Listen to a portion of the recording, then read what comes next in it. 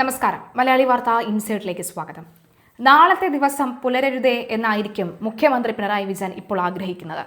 ചെയ്ത പാവത്തിനെല്ലാമുള്ള തിരിച്ചടികൾ നേരിട്ടുകൊണ്ടിരിക്കുന്ന ഈ ഒരു സാഹചര്യത്തിൽ നാളെ നടക്കാൻ പോകുന്ന MLA-മാരുടെ സത്യപ്രതിജ്ഞയിൽ സത്യവാചകം ചൊല്ലിക്കൊടുക്കുന്നത് മറ്റാരുമല്ല, മുൻ മുഖ്യമന്ത്രി പിണറായി വിജയന്റെ ബദ്ധശത്രു എന്ന് വേണമെങ്കിൽ പറയാം, ജി സുധാകരനാണ്. ഇത് കാലം കാത്തുവെച്ച മറ്റൊരു കാവ്യനീതിയായി തന്നെ കണക്കാക്കാം. പ്രോ ടൈം സ്പീക്കറായിട്ട് ഇന്ന് സത്യപ്രതിജ്ഞ ചെയ്യുന്ന ജി സുധാകരൻ നാളെ നിയമസഭയിലെത്തുന്ന എല്ലാ MLA-മാരുടെയും സത്യപ്രതിജ്ഞയ്ക്ക് സത്യവാചകം ചൊല്ലിക്കൊടുക്കുന്നത് അദ്ദേഹമാണ്. അതായത് മുൻ മുഖ്യമന്ത്രിയും ഇപ്പോഴത്തെ MLA-യുമായ പിണറായി വിജയനും സത്യവാചകം ചൊല്ലിക്കൊടുക്കുന്നതും അദ്ദേഹം തന്നെ. ജി സുധാകരൻ പറയുന്ന കാര്യം അതേപടി ഏറ്റുപറഞ്ഞുകൊണ്ടാണ് MLA-ആയ പിണറായി വിജയന്റെ സത്യപ്രതിജ്ഞ നടക്കുന്നത്. ഒരുപക്ഷെ മനസ്സിൽ ജി സുധാകരൻ ചിരിക്കുന്നുണ്ടാകാം. മറ്റേത് മന്ത്രിസ്ഥാനം കിട്ടിയാലും മറ്റേത് നിലയിൽ നിന്നാലും ഒരുപക്ഷെ പ്രോ ടൈം സ്പീക്കർ എന്ന് പറയുന്നത് നാളെ നടക്കാനിരിക്കുന്ന സത്യപ്രതിജ്ഞയ്ക്കുള്ള കാര്യങ്ങൾ നോക്കുക, അതിനുള്ള നിയന്ത്രണങ്ങൾ നടത്തുക, മാത്രവുമല്ല ഈ സത്യവാചകം ചൊല്ലിക്കൊടുക്കുക, ഇവയൊക്കെയാണ്. അത് കഴിഞ്ഞാൽ താൽക്കാലിക സ്പീക്കർ വരുന്നത് വരെ, അതായത് സ്പീക്കർ ചുമതല ഏൽക്കുന്നത് വരെ താൽക്കാലികമായുള്ള സ്പീക്കറുടെ ചുമതല അടക്കമുള്ളവ ചെയ്യേണ്ടതും ഈ പ്രോ ടൈം സ്പീക്കർ തന്നെയാണ്. ഈ പ്രോ ടൈം സ്പീക്കർ എന്ന് പറയുന്നത് MLA-മാരിൽ ഏറ്റവും മുതിർന്ന ഒരു MLA ഈ ഭരണസംഘം തെരഞ്ഞെടുക്കും. അതിനുശേഷം ആദ്യം അദ്ദേഹത്തിന്റെ സത്യപ്രതിജ്ഞയാണ് നടക്കുന്നത്. ആ സത്യപ്രതിജ്ഞ നടക്കുന്നത് ഗവർണറുടെ വസതിയിലായിരിക്കും, ലോക് ഭവനിലായിരിക്കും. ആ ലോക് ഭവൻ നടക്കുന്ന ലളിതമായ ചടങ്ങിൽ മുഖ്യമന്ത്രി, മറ്റ് മന്ത്രിമാർ എല്ലാവരും പങ്കെടുക്കും. അതിനുശേഷമാണ് നാളെ നിയമസഭയിൽ നടക്കാനിരിക്കുന്ന സമ്മേളനത്തിൽ അദ്ദേഹം സത്യവാചകം ചൊല്ലിക്കൊടുക്കുന്നത്. ഒരു പക്ഷേ മറ്റ് മന്ത്രി പദവികൾ കിട്ടുന്നതിനേക്കാൾ ഉപരി ഒരുപക്ഷെ ജി സുധാകരൻ നേരെ സന്തോഷിക്കുന്ന ഈ പ്രോ ടൈം സ്പീക്കർ എന്ന പദവിയിൽ തന്നെയാണ്. CPM-ന്റെ തോൽവിയുടെ ഉത്തരവാദിത്വത്തിൽ നിന്ന് പിണറായി വിജയന് കരകയറാൻ കഴിയില്ല എന്ന് പോലും കഴിഞ്ഞ ദിവസം ജി സുധാകരൻ വിമർശിച്ച ഒരു സാഹചര്യം ഉണ്ടായിരുന്നു. എന്തായാലും നിലവിലെ സാഹചര്യത്തിൽ നാളെ മറ്റെല്ലാ MLA-മാരും സത്യപ്രതിജ്ഞ ചെയ്യുന്നതാണ്. തീർച്ചയായിട്ടും അതിരൂക്ഷ വിമർശനമാണ് കഴിഞ്ഞ ദിവസത്തിൽ കുലംകുത്തി അടക്കമുള്ള രീതിയിൽ, അല്ലെങ്കിൽ അച്ഛനെ പോലും വിളിക്കുന്ന തരത്തിലേക്ക് വരെ രൂക്ഷമായ വിമർശനത്തിലേക്ക് ഈ തെരഞ്ഞെടുപ്പ് കാലത്ത് പോയ രണ്ടുപേരാണ് പിണറായി വിജയനും സുധാകരൻ എന്ന് പറയുന്നത്. പരസ്പരം ചേരിതിരിഞ്ഞുള്ള ഒരു ആക്രമണം. അത് കടുത്ത കമ്മ്യൂണിസ്റ്റ് ആയിരുന്നു, അതിൽ നിന്നും ഇറങ്ങി UDF സ്വതന്ത്രനായി നിന്ന് മത്സരിക്കുകയും ഒക്കെ ചെയ്തു. അമ്പലപ്പുഴയിൽ നിന്നുമാണ് അദ്ദേഹം മത്സരിച്ചത്.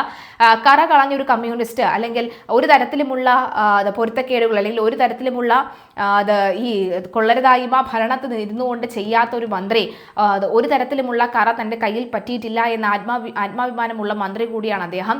മുമ്പ് അദ്ദേഹത്തിനെ ചൊറിയാൻ ചെയ്ത മാധ്യമ പ്രവർത്തകനെയൊക്കെ ആട്ടിവിടുന്ന സാഹചര്യം നമ്മൾ കണ്ടതാണ്.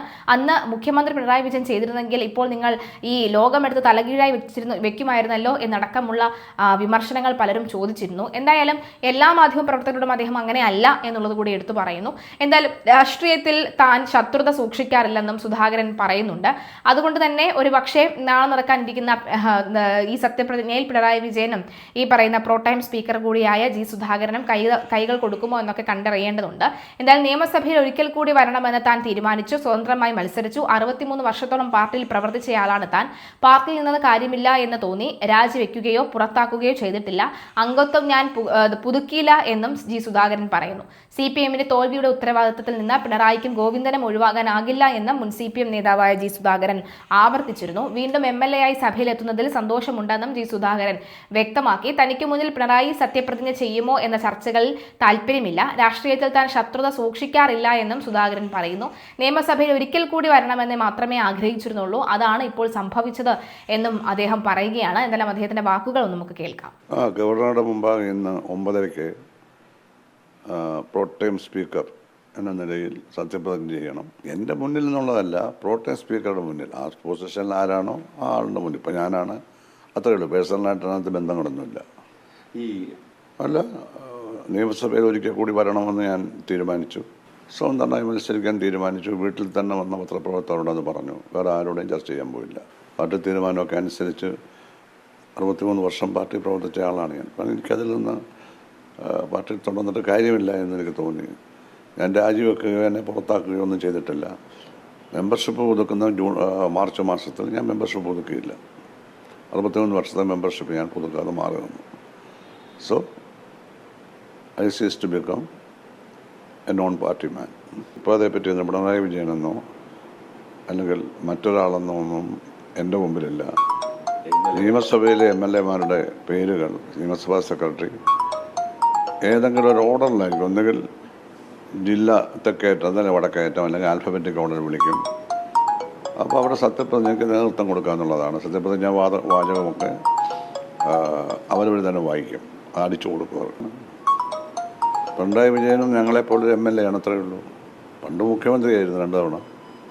ഞാനും ആ ഗവൺമെൻറ്റിലുണ്ടായിരുന്നു, ഒരു ഗവൺമെൻറ്റിൽ. അതുകൊണ്ടെന്താ ഇതിൽ തമ്മിൽ എന്താ വ്യത്യാസം? MLA ആയാൽ ഓരോ പാർട്ടി തീരുമാനിക്കുന്നവർ മുഖ്യമന്ത്രിയാവും, അത്രയേ ഉള്ളൂ. എനിക്ക് ശത്രുതയൊന്നുമില്ല. എനിക്ക് ആവശ്യം എന്താണ്? രാഷ്ട്രീയത്തിൽ വ്യക്തിപരമായ ശത്രുതയ്ക്ക് യാതൊരു അടിസ്ഥാനവുമില്ല. അത് വെച്ച് പുലർത്തുന്നവർക്ക് ദോഷം മാത്രമേ വരികയുള്ളൂ. എനിക്ക് അവർ ഒഴിയണമെന്ന് യാതൊരു അഭിപ്രായമില്ല. അത് അവരുടെ ഇഷ്ടം. അവരാണ് ഉത്തരവാദികൾ യഥാർത്ഥത്തിൽ ഈ തോൽവിക്ക്. അവർക്ക് ഉത്തരവാദിത്വമില്ലേ? അവർക്ക് മാത്രമൊന്നല്ല, അവർക്ക് ഉത്തരവാദിത്വമില്ലേ? വല്ല നേതൃത്വം കൊടുത്തത്. പാർട്ടിയിൽ നിന്ന് സ്വമേധയാ ഒഴിഞ്ഞു പോയ ഞാൻ എന്തിനിപ്പോൾ പാർട്ടിയെ നന്നാക്കാൻ വേണ്ടി നടക്കണം?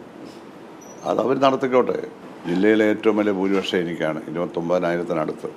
അതിൽ പിന്നെ തൊട്ടതാഴെ 23,000, 22,000 രമേശ് ചെന്നിത്തലയ്ക്കാണ്. അങ്ങനെ ജനങ്ങൾ എന്നെ എന്തുകൊണ്ട് ജയിപ്പിച്ചു? അത് പാർട്ടിയുടെ ഒരു 4,00,000 വോട്ടെങ്കിലും ഉണ്ടാവും, പാർട്ടിയുടെ മാത്രം. എല്ലാ പാർട്ടിയിലുൾപ്പെട്ടവരും നമുക്ക് വോട്ട് ചെയ്യും, ഒരു പാർട്ടിയിൽ പെടാത്തവരും ചെയ്യും. അല്ലെങ്കിൽ ജയിക്കുന്നത് UDF ശക്തമായി പിന്തുണ നൽകി അവർ ആത്മാർത്ഥമായിട്ട് പ്രവർത്തിച്ചു. അവരുടെ സ്ഥാനാർത്ഥിക്ക് വേണ്ടി പ്രവർത്തിക്കുന്നതിനേക്കാൾ ആത്മാർത്ഥമായിട്ട് എനിക്ക് വേണ്ടി പ്രവർത്തിച്ചു. അതായിരുന്നു. അപ്പോൾ ഞാനും അങ്ങനെയാണ്. എൻ്റെ രീതി കണ്ടപ്പോൾ അവരും ആ രീതിയിലേക്ക് വന്നു.